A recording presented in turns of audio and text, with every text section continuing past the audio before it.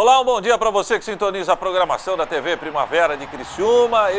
Hoje, sábado, dia 14 de outubro, sábado nublado em toda a região sul do estado de Santa Catarina. Claro que a gente vai falar de muitos assuntos relacionados ao Criciúma Esporte Clube, que ontem jogou, estava bem no jogo, ganhando do Paraná, mas aí o Luiz foi expulso, atrapalhou completamente o time do Criciúma. Há uma dúvida se o Luiz estava dentro da área, estava fora da área, quando tocou naquela bola com a mão. A arbitragem entendeu que ele estava fora e acabou dando o segundo cartão amarelo, por consequência o cartão vermelho, e aí não deu mais para segurar o Paraná. Paraná que acabou virando o jogo, Paraná que é o vice-líder, praticamente garantindo sua vaga para a Série A do ano que vem, e o Criciúma que praticamente dá adeus aí à Série A. As chances são mínimas, mas o que importa mesmo é que o Criciúma praticamente também não corre mais riscos de rebaixamento. Mas já a gente vai falar dessa virada que o Criciúma tomou diante do Paraná, mas vamos falar também do jogo passado, na virada que o Criciúma impôs ao Londrina aqui no Heriberto Wilson, onde o Tigre acabou vencendo por 2-1. Falaremos também do Campeonato Brasileiro da Série B, mostraremos os jogos de ontem, o jogo do Internacional na terça-feira. Vamos falar de Campeonato Brasileiro da Série A, tivemos rodada no meio da semana. Vamos falar aí das eliminatórias da Copa do Mundo, jogos encerrados, classificados da América do Sul definidos, o Brasil, Uruguai, Colômbia e a Argentina, que passou um sufoco danado, acabaram conquistando vaga para a Copa da Rússia. O Peru tem o direito de disputar a repescagem e claro que vamos falar de outros assuntos também aqui no nosso Esporte em Questão.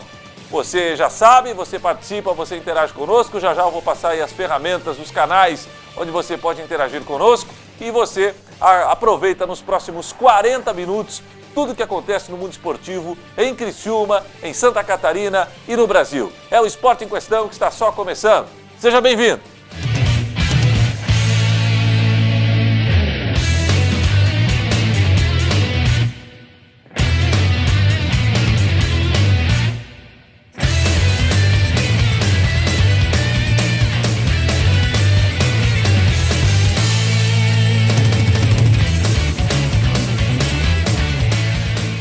Muito bem, você participa a partir de agora então conosco no Esporte em Questão, enviando aí a sua mensagem, curtindo a nossa fanpage, facebook.com/TV Primavera, ou então compartilhando a nossa live. Estamos ao vivo também no Facebook, facebook.com/TV Primavera. Temos relatos aí de pessoas que acompanham a nossa programação, são de Criciúma, são da região sul do estado de Santa Catarina, enfim, outras cidades aqui da nossa região, e acabaram se mudando, por motivos profissionais, e acompanham a programação da TV Primavera, pelo menos os principais programas, o Primavera Saúde, o Informe Região, Sala de Entrevistas e o nosso Esporte em Questão, através aí da nossa fanpage, facebook.com/TV Primavera, facebook.com/TV Primavera. Curta a nossa fanpage e compartilhe a nossa live. Vamos começar o nosso Esporte em Questão falando, claro, do Criciúma Esporte Clube. O Criciúma que jogou no sábado passado. A gente vai resgatar os dois jogos que o Criciúma fez na semana pelo Campeonato Brasileiro da Série B. Dois jogos que envolveram viradas, No sábado passado, aqui no estádio Heriberto Wilson, o Criciúma perdia para o Londrina 1-0, acabou virando o jogo. E ontem, lá em Curitiba, contra o Paraná, o Criciúma fez ao contrário. Vencia o jogo e acabou permitindo a virada. Criciúma que terminou o jogo com um jogador a menos, praticamente assim, aniquilando suas chances de subir para a Série A do ano que vem. Mas vamos por partes. Vamos primeiro falar do jogo entre Criciúma e Londrina, disputado no estádio Heriberto Wilson. Sábado passado o Tigre venceu 2-1 e a gente confere os gols dessa partida agora. O jogo no Heriberto Wilson contou com a presença de pouco mais de 3.000 torcedores e o Londrina não se acanhou por ser o visitante. Cruzamento de Carlos Henrique, Negueba no segundo pau só teve o trabalho de mandar para o fundo das redes. Londrina 1-0.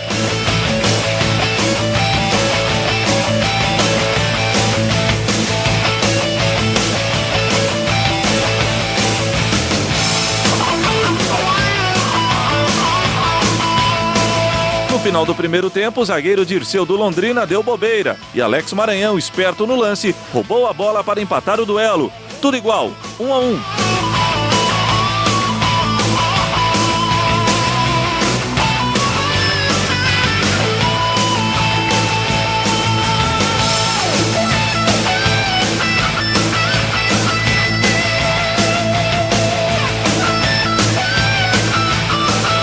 Aos 4 minutos do segundo tempo, Alex Maranhão cobrou escanteio na cabeça de Lucão. O atacante do Tigre não desperdiçou e virou a partida para o Carvoeiro. Final, Criciúma 2, Londrina 1.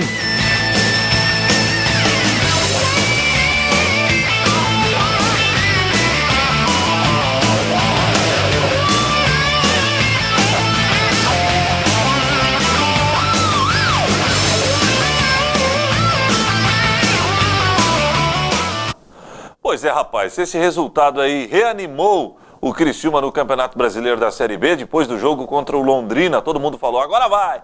Agora o Criciúma vai engrenar de vez e vai pegar o Paraná lá em Curitiba. Se vencer aí, encosta de vez no G4, vamos lutar por uma das vagas na primeira divisão do ano que vem. Só que ontem, águas frias nos planos do Criciúma. O Criciúma começou muito bem o jogo, você vai ver daqui a pouco os melhores momentos. Era bola na trave, a contra-ataque rápido, gol do Maranhão logo aos 4 minutos, mas um lance bobo, preponderante, acabou ditando o ritmo do jogo, que foi a expulsão do goleiro Luiz. Já já também a gente fala sobre isso. Vamos conferir os melhores momentos de Paraná 2, Criciúma 1, ontem em Curitiba, na tela.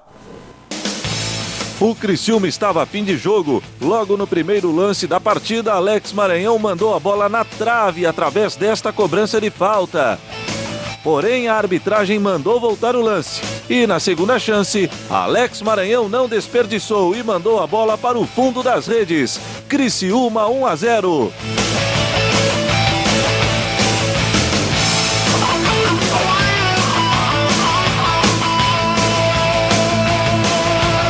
Nesta jogada individual de Diego Giareta, a bola explodiu na trave.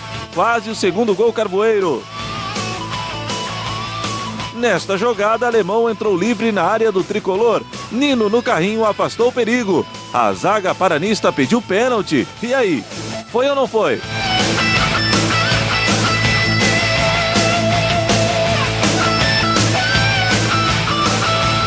Contra-ataque do Criciúma. Lucão abriu para Alex Maranhão na esquerda, que bateu cruzado. Faltou pouco para algum atacante do Tigre empurrar a bola para o gol.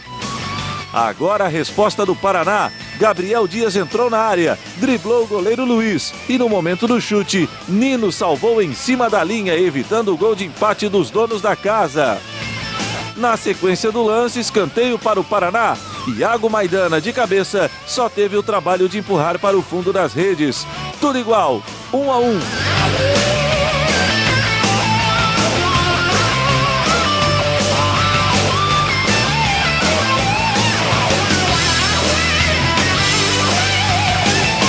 A pressão do Paraná aumentou. João Pedro entrou driblando dentro da área e de pé esquerdo soltou a bomba. Porém, a bola se perdeu pela linha de fundo. Nesta jogada, o lance que determinou o ritmo do jogo, o árbitro entendeu que Luiz pegou a bola com as mãos fora da área. Como já tinha levado o cartão amarelo por reclamação, Luiz acabou sendo expulso do jogo. Na cobrança de falta, Edson já precisou trabalhar e afastou o perigo. No segundo tempo, o Paraná, de tanto insistir, conseguiu a virada. João Pedro, em cobrança de falta, mandou longe do alcance do goleiro Edson. E não havia tempo para mais nada. Placar final, Paraná 2, Criciúma 1.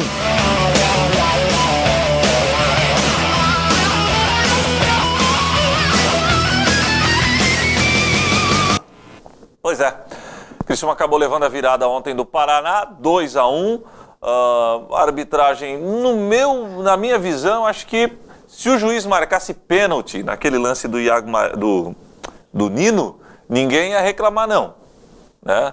A câmera ou as imagens atrás do gol, enfim, elas acabam não deixando muita clareza, mas tem um pé do Maidana ali, do Nino muito alto, e eu não sei, eu acho que ele foi imprudente, mas o árbitro nada marcou. Agora o lance que gerou muita discussão, de fato, foi a expulsão do goleiro Luiz. Mas antes de chegar na expulsão do goleiro Luiz, é preciso falar na saída errada de bola do Luiz no primeiro gol do Paraná E é preciso falar também no primeiro cartão amarelo do Luiz, né? Que o Luiz, na verdade, ele recebeu o cartão vermelho porque ele recebeu o segundo amarelo. E aí não pode. 2 amarelos igual a 1 expulso. O primeiro cartão amarelo foi muito bobo, por reclamação. Isso não pode mais acontecer. Um jogador experiente como o Luiz, capitão do time, o jogador mais bem pago do atual elenco do Criciúma Esporte Clube, acho que deu uma pisada na bola. Mas tem créditos o Luiz. Já salvou o Criciúma de vários desastres. Ontem não foi tão bem e claro que a expulsão do Luiz acabou sendo determinante para que o Criciúma sofresse a virada. O Criciúma ficou fraco, com um jogador a menos. O técnico Beto Campos acabou sacrificando o Kaique Valdívia para a entrada do goleiro Edson e em virtude desta situação o Criciúma não teve mais poder de ataque, o Maranhão ficou sozinho no meio-campo, não conseguiu produzir mais muita coisa e aí o Criciúma ficou esperando apenas uma bola parada, que acabou não ocorrendo e a derrota foi inevitável lá em Curitiba. Ganhar do Paraná nas atuais condições já seria uma missão muito difícil, porque o Paraná ele embalou, tem uma sequência incrível de vitórias, tem a melhor campanha do retorno, é o vice-líder da competição e está muito bem encaminhado para a Série A. Eu diria que das 4 vagas da Série A, 2 praticamente definidas, que é o Internacional e também o Paraná, restando mais 2. E a gente vai ver se o Criciúma ainda tem bala na agulha para buscar uma dessas 2 vagas para a Série A do ano que vem. Lembrando que se o Criciúma vencer mais um jogo desses 9 jogos que faltam, o Criciúma está livre da Série B, da Série C do ano que vem. Então, vamos ganhar esse jogo, vamos garantir a permanência na Série B e o que vier daqui para frente é lucro, sem sombra de dúvidas. Problema para o técnico Beto Campos, jogo contra o Vila Nova, se não me falha a memória, na terça-feira. O Criciúma tem muitos desfalques, o Criciúma não vai poder contar com o Luiz, o Criciúma não vai poder contar com o Giareta, Criciúma não vai poder contar com o Lucão, Criciúma não vai poder contar com o Barreto. Olha, muitos desfalques no time do Criciúma, um problemaço para o técnico Beto Campos, todos os jogadores suspensos por terem recebido o 3º cartão amarelo e um problemaço, sem sombra de dúvidas, para o técnico Beto Campos resolver para o próximo jogo do Criciúma contra o Vila Nova. O Criciúma que tem 2 partidas agora na sequência dentro do estádio Heriberto Wilson. Vila Nova e logo após o Internacional. Vamos em frente, falando ainda de Série B, a rodada de número 29 iniciou na terça-feira com um jogo isolado, foi o jogo do Inter. Ontem nós tivemos mais jogos e o complemento da rodada será hoje. Mas primeiramente vamos conferir o que rolou da Série B nesta semana. Confere aí. Na terça-feira, no estádio Beira-Rio, em Porto Alegre, jogaram Internacional e Brasil de Pelotas. Leandro Damião, aos 50 minutos do primeiro tempo, fez o gol da vitória colorada. Final, Internacional 1, Brasil de Pelotas 0. Ontem, em Belém do Pará, jogaram Paysandu e CRB de Alagoas. Jogo nervoso e com raras chances de gol. O resultado não poderia ter sido outro a não ser 0-0. Em Caxias do Sul, tivemos Juventude e Londrina e os visitantes não tomaram conhecimento dos donos da casa. Germano de cabeça abriu os trabalhos. Londrina 1-0. Alisson Safira fechou o placar. Final, Juventude 0, Londrina 2. Pois é. Foram jogos de ontem aí e de terça-feira da Série B. Vamos conferir as partidas que finalizam a rodada. Faltam 6 jogos para finalizar a 29ª rodada da Série B e também já vamos conferir a classificação. Hoje, 6 jogos complementam a 29ª rodada da Série B. Em Natal, o ABC pega o Boa Esporte. Em Floripa, jogam Figueirense e Santa Cruz do Recife. Em Goiânia, o clássico entre Vila Nova e Goiás. Em Minas Gerais, o América encara o Boa Esporte de Varginha. Em Recife, teremos Náutico e Guarani. E em Barueri, na Grande São Paulo, o Oeste enfrenta o Ceará. Na Série B, o Internacional segue firme na liderança com 57 pontos. O Paraná é o vice-líder e soma 52 pontos.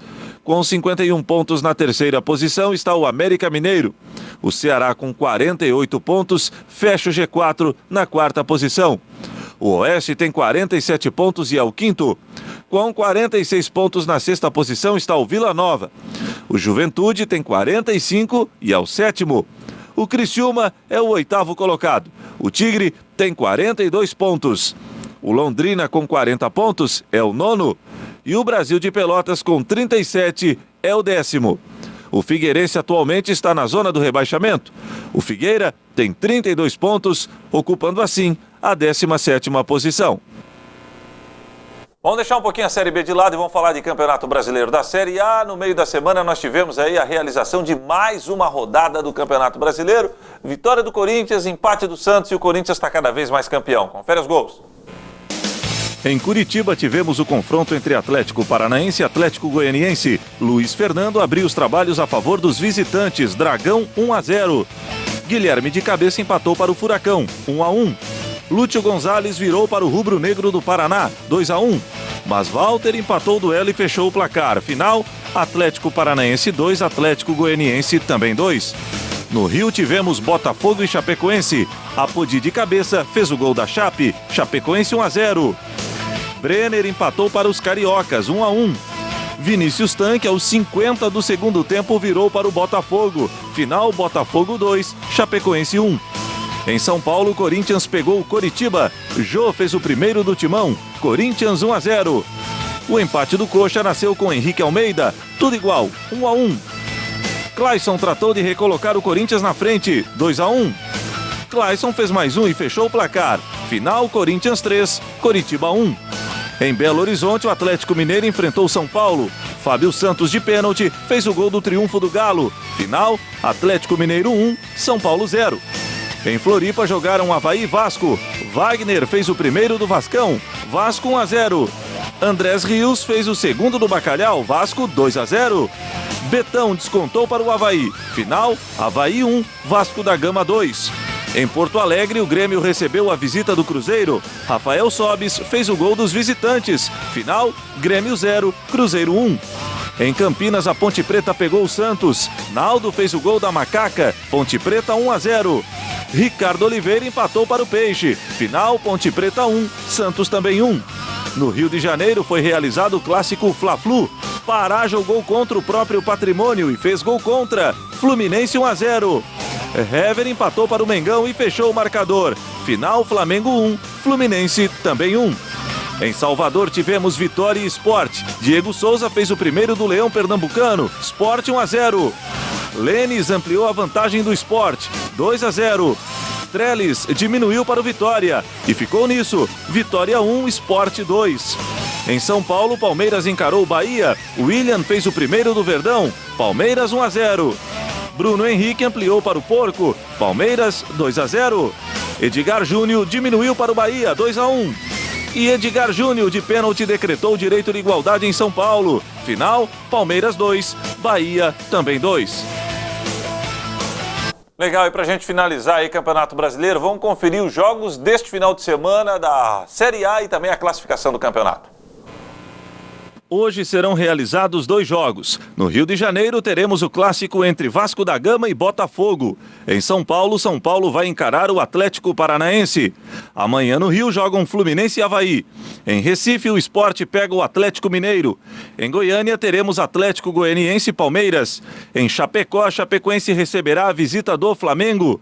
Em Curitiba jogam Coritiba e Grêmio. Em Salvador, o Bahia pega o Corinthians. Na segunda-feira, em Santos, Santos e Vitória fecham a rodada. Na Série A, o Corinthians continua soberano na ponta com 58 pontos. O Santos tem 48 e é o segundo.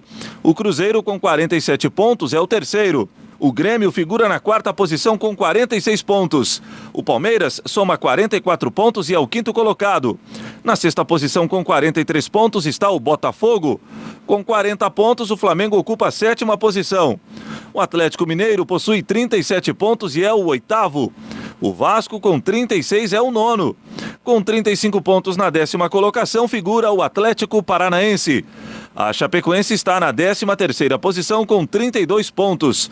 O Avaí está na zona do rebaixamento. O Leão da Ilha é o 18º e soma 30 pontos ganhos. Facebook.com/TV Primavera é a nossa fanpage, vai lá, curta a fanpage da TV Primavera, Facebook.com/TV Primavera e acompanhe também a nossa programação através da live, tá legal? Facebook.com/TV Primavera, curta a nossa fanpage e compartilhe a nossa live. Já já a gente volta falando de um projeto social muito legal aqui em Criciúma que completou 3 anos, o Sementes para o Futuro, e também falaremos de seleção brasileira. O Brasil, que está classificado há muito tempo para a Copa, vai receber a companhia, sim senhor, da Argentina. Já já voltaremos.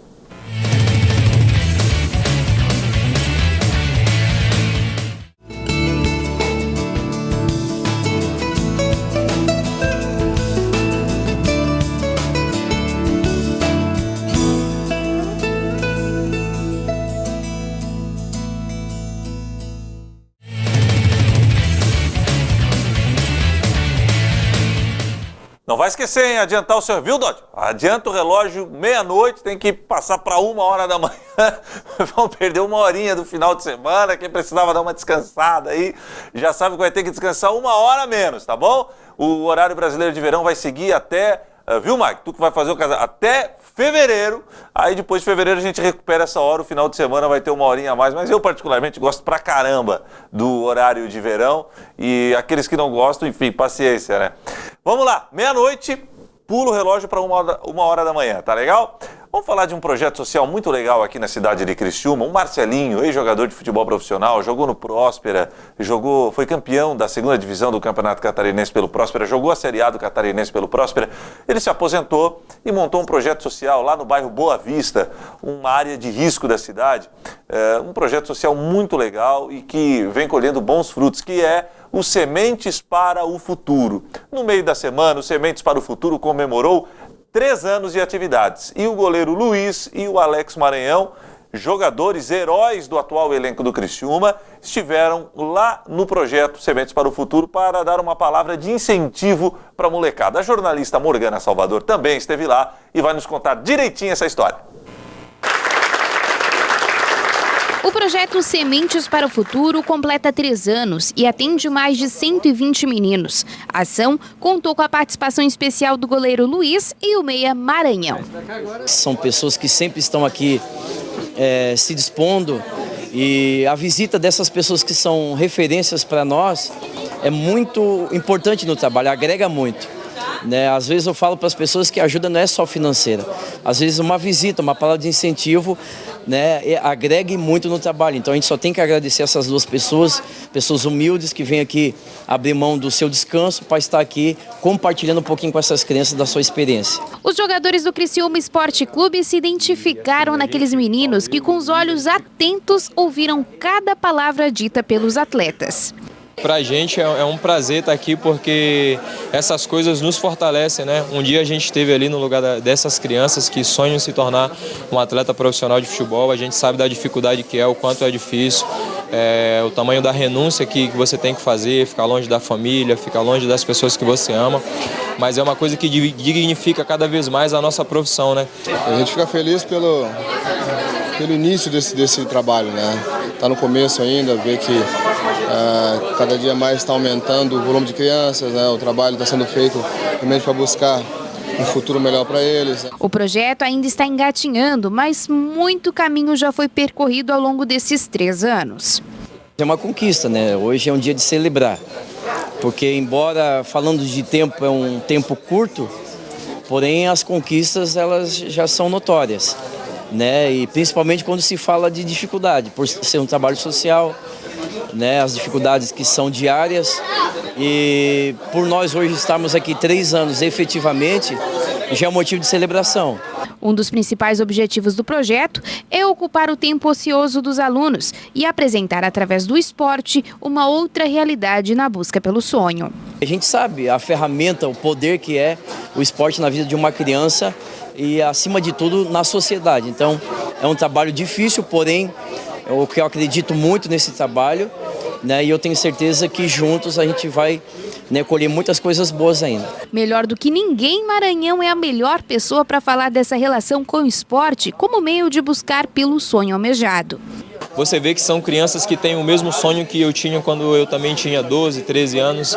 Então, tá podendo passar essa experiência de vida para eles, o quanto é importante a formação, os pais, os estudos, né? Seguir o caminho do bem para se tornar um ser humano melhor. Eu acho que o esporte em si, ele te faz com que você tenha a oportunidade de se tornar uma pessoa melhor. E isso deixa a gente muito feliz. E como toda festa, é claro que tem bolo e parabéns.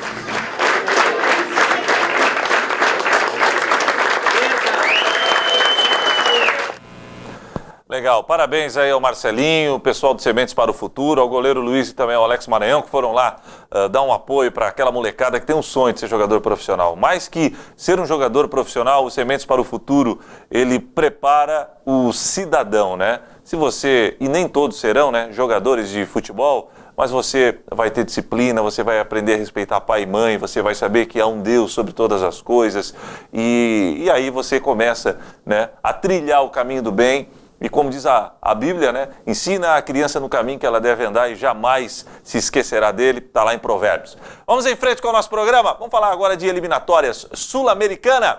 Vamos! Última rodada, a derradeira, que classificou, definiu, melhor dizendo, os 4 últimos classificados da América do Sul para a Copa do Mundo. A Argentina passou um sufoco, saiu perdendo, mas virou o jogo e conseguiu uma vaguinha. Vamos conferir os gols das eliminatórias. No Paraguai, a zebra da rodada. A Venezuela, com este gol de Herrera, tirou os donos da casa da Copa do Mundo. Final, Paraguai 0, Venezuela 1. No Equador, o Equador encarou a desesperada Argentina e os equatorianos pularam na frente com Ibarra. Equador 1-0. Messi, o craque da Argentina, empatou o jogo 1-1. Messi fez mais um e virou para os argentinos. Argentina 2-1. Messi estava demais e fez mais um para os visitantes. Final, Equador 1, Argentina 3. No Peru, o Peru encarou a Bolívia. Rames Rodrigues fez o gol dos colombianos. Colômbia 1-0. Guerreiro empatou para o Peru. Final, Peru 1, Colômbia também 1. No Uruguai tivemos Uruguai e Bolívia. Cáceres contra o próprio patrimônio fez o primeiro da Bolívia. Bolívia 1-0. O mesmo Cáceres marcou mais um, desta vez para o lado certo. Empatou o duelo para o Uruguai 1-1. Cavani de cabeça virou para a Celeste, Uruguai 2-1. Suárez fez mais um para o Uruguai 3-1. Suárez fez o segundo dele no jogo e o quarto do Uruguai 4-1. Godin marcou contra e descontou para a Bolívia. Final, Uruguai 4, Bolívia 2. E o Brasil em São Paulo, no estádio do Palmeiras, acabou recebendo o Chile e tirou o Chile da competição com uma sonora vitória 3-0. Vamos conferir os gols. O primeiro gol brasileiro nasceu com Paulinho. Dani Alves cobrou falta, o goleiro Bravo soltou a bola e Paulinho, livre de marcação, mandou para o fundo das redes. Brasil 1-0.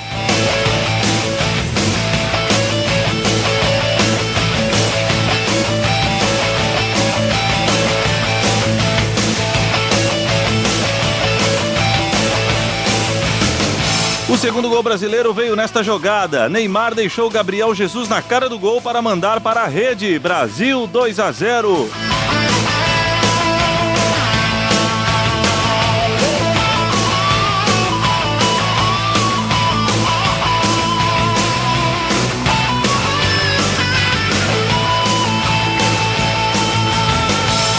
Repare neste lance, escanteio para o Chile. O goleiro Bravo foi para a área do Brasil tentar o gol que classificaria a sua seleção. Após o bate-rebate, William lançou Gabriel Jesus, que sozinho sacramentou a vitória brasileira. Final, Brasil 3, Chile 0.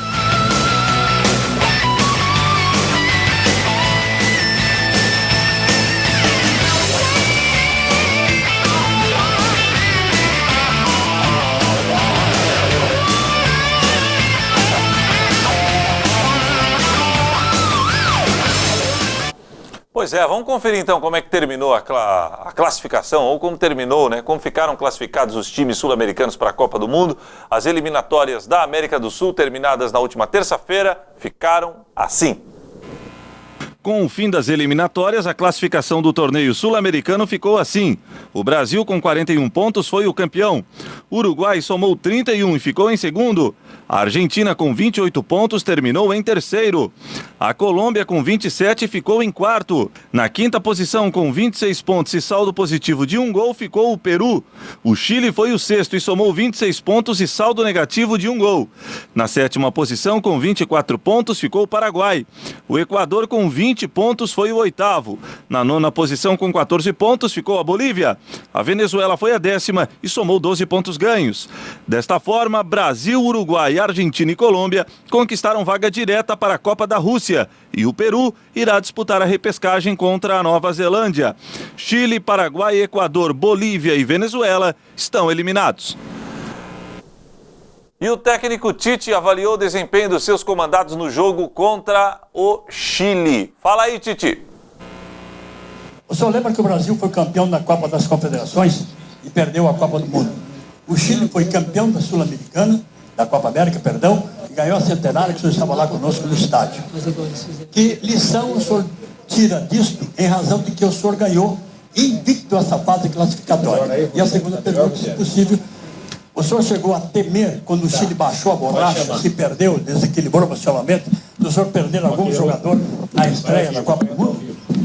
Sim, a segunda parte da pergunta, tanto é que eu chamei a atenção do Paulinho, e por vezes lances de infiltração, havia um contato físico e a provocação para essa situação ela poder acontecer, e que os outros atletas, e por isso a taxa de capitão tem que pegar e tirar o cara. Teve com o Paulinho, foi bem evidente, me ajudem, com o Gabriel também, e tem que saber administrar esses momentos.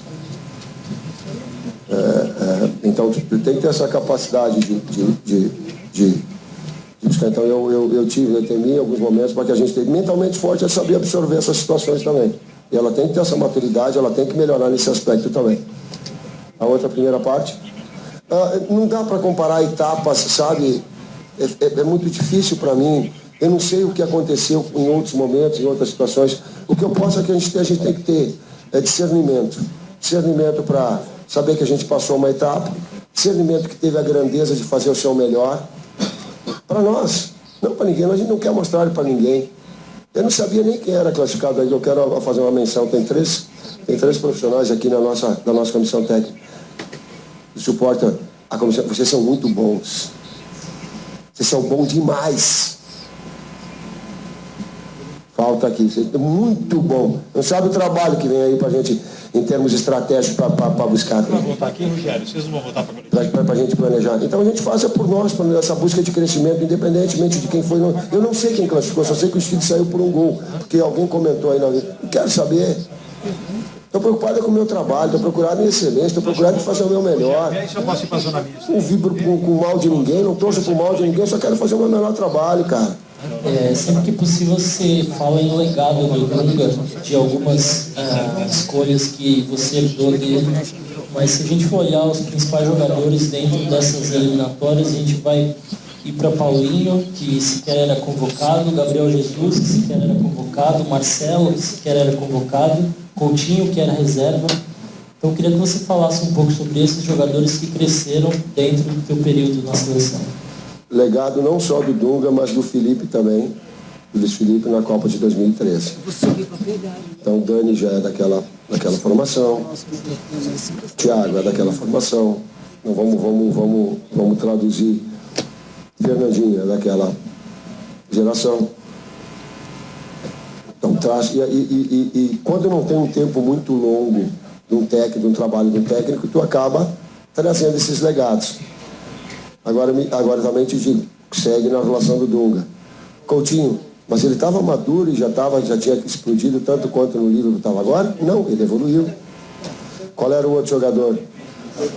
Marcelo. Você tomou um padrão, talvez não era convocado antes, talvez sim, tenha sido mérito meu de trazê-lo de volta, pela qualidade que tem. Qual é o outro? Paulinho tinha feito em 2013 uma grande Copa, tinha jogado muito em 2013 a Copa Nacional. Ele fez um gol decisivo de cabeça, não me lembro contra quem, contra o Uruguai, decisivo. Então daqui a pouco, ninguém na vida tu mantém o nível máximo o tempo todo, daqui a pouco faz uma queda, retoma um processo. Quem mais falou? Gabriel Jesus, ele não tinha explodido, como é que vai convocar o cara se ele não tinha explodido ainda? Explodiu no Palmeiras na sequência. Daí eu tive o legado, o Palmeiras deu esse legado. O Palmeiras deu legado para a seleção e deu legado para o City também. O City também tem que agradecer o Palmeiras e todos os seus técnicos. Osvaldo, que foi o primeiro, Marcelo, Cuca, porque fizeram desse jogador. Então eu estou colhendo o fruto deles três e estou agradecendo. O City tem que agradecer também a formação do Palmeiras e dos técnicos aqui. Aí o Tite falando depois do jogo da vitória, né? Onde o Brasil venceu o Chile por 3-0. Mas quem também falou desse jogo foi o Gabriel Jesus. Ele que não marcava gols há um bom tempo pela seleção brasileira, contra o Chile marcou 2. Vamos ouvir o Gabriel Jesus. Muito feliz pela maneira que começou e pela maneira que terminou. Eu tenho que dar os parabéns para todo mundo, dar os parabéns para a comissão, para todo o staff, para o Tite pelo trabalho, agradecer pela confiança e agradecer meus companheiros pelo apoio que têm me dado. Eu sendo o mais jovem, eu tendo essa experiência agora, a oportunidade, então para mim está sendo um sonho E, pô, do jeito que começou e do que terminou e durante, eu aprendi muito, venho aprendendo muito com todos os companheiros, com a comissão. Então eu sou muito feliz de poder na minha vida ter pessoas do bem, trabalhar com pessoas do bem. Ter feito os gols importantes, lógico, com a ajuda dos meus companheiros também, agradecer eles com assistências. Então fico muito contente e da maneira que terminou, concretizando 2 gols, onde tudo começou, para mim é muita felicidade e emoção demais.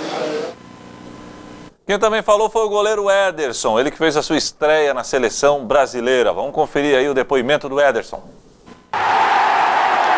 É muito emocionante, né? Ter meu primeiro jogo com a seleção principal, jogando em São Paulo, minha cidade, sentindo o calor do povo brasileiro, porque se querendo ou não, se jogando é diferente, você sente. Então, estou muito feliz com a minha estreia e vou continuar trabalhando, se for chamado pelo Tite, corresponder. É uma coisa que eu escutava sempre do meu antigo treinador, que gol a 0 é meio caminho andado para a vitória. Então, a gente não tomando gol, estamos mais perto da vitória. Então, foi o que aconteceu hoje, conseguimos manter o gol sem tomar gol, né? E acabamos de ser felizes por fazer 3 gols. Eu tinha falado com o Gabriel no começo do jogo que o primeiro tiro de meta poderia meter a bola lá, e como o time do Chile veio fazer pressão alta, consegui meter a bola nas costas. Por infelicidade, o Gabriel não conseguiu dominar a bola bem, mas estou feliz por ele ter feito 2 gols e ter ajudado a gente a sair vitorioso. Legal. Vamos falar um pouquinho de seleção brasileira feminina. Teve uma crise na seleção brasileira feminina. A técnica Emily, que foi a primeira mulher a dirigir a seleção de mulheres do Brasil, acabou sendo demitida depois de pouco tempo no comando da seleção. Ela saiu falando cobras e lagartos aí do diretor técnico da CBF, que é o Marco Aurélio Cunha, dizendo que foi machismo, que ele tirou por questões machistas, que ele já perseguia ela, enfim. Quem acabou retornando para o cargo foi o Oswaldo Alvarez, o Vadão. Lembram do Vadão? Campeão catarinense pelo Criciúma em 2013? Pois é, o Vadão volta a dirigir a seleção brasileira feminina. Tem jogadoras que acabaram se manifestando, como a atacante Cristiane disse que não defende mais a seleção em virtude dessa situação que ocorreu com a técnica Emily. Mas nós vamos ver o que o Vadão acha de estar voltando à seleção brasileira feminina e quais os projetos do Vadão para a seleção de mulheres do Brasil, que tem alguns campeonatos importantes pela frente. Nós estamos assistindo, obviamente, os jogos, né? Principalmente esses jogos de alto nível que a seleção teve, né? No torneio, depois dos jogos com a Austrália. Então, a gente tem olhado todos os videotapes, analisado com calma e programando já para essa viagem da China, embora o tempo seja muito pequeno para você treinar, mas como eu treinei a maioria delas, elas sabem mais ou menos exatamente aquilo que a gente trabalhou para disputar a Olimpíada. Estamos pesquisando novas atletas, olhando algumas atletas mais jovens, fui ver os jogos do Rio Preto e Santos, né, os 2 jogos, para que a gente pudesse observar também. E eu sempre me dei muito bem com as meninas, sempre houve um respeito muito grande de ambos os lados. Então eu acho que a solidariedade com a comissão técnica que saiu, isso é perfeitamente natural, já aconteceu comigo, dos atletas num momento difícil em alguns clubes que eu passei, e eles pedirem para a diretoria para que eu permanecesse. Então isso não é um fato novo no futebol. No futebol masculino acontece a todo momento isso. Dentro da seleção a gente tem todo o apoio. Esses 2 anos meio que eu passei anteriormente, tudo que a gente solicitou para o presidente, a gente teve. Porque o tratamento que a gente teve até chegar à Olimpíada foi o melhor possível. É óbvio que com a carência do futebol feminino, sempre precisa de ajuste. Então, quando há uma reivindicação, ela tem que ser conversada, o presidente tem que analisar para que possa ser melhorado. Agora, o que eu vejo assim, totalmente errado, é essa transferência para a CBF de coisas que não é para ela. Nós temos que saber limitar as coisas. Então, por exemplo, o futebol feminino no mundo todo, principalmente nas grandes potências, ele começa a ser desenvolvido nas escolas, nas prefeituras, é um plano de governo. Como a CBF está pedindo aos clubes para que tenham futebol feminino. Como a Conmebol está fazendo, que vai ter que ter o futebol feminino para disputar a Libertadores. Então, veja bem, todas essas entidades, elas estão tentando fortalecer o futebol feminino. Aí o Vadão, novo técnico, novo velho, né? Técnico da Seleção Brasileira Feminina de Futebol. Gente, muito obrigado pela sua audiência. Esporte em Questão fica por aqui. Tá chegando a Morgana Salvador com o Boletim Primavera. E eu voltarei, se Deus assim permitir, na segunda-feira com o Boletim Primavera e também com o Informe Região. Obrigado pela sua audiência. Bom final de semana. Deus é Deus. Tchau.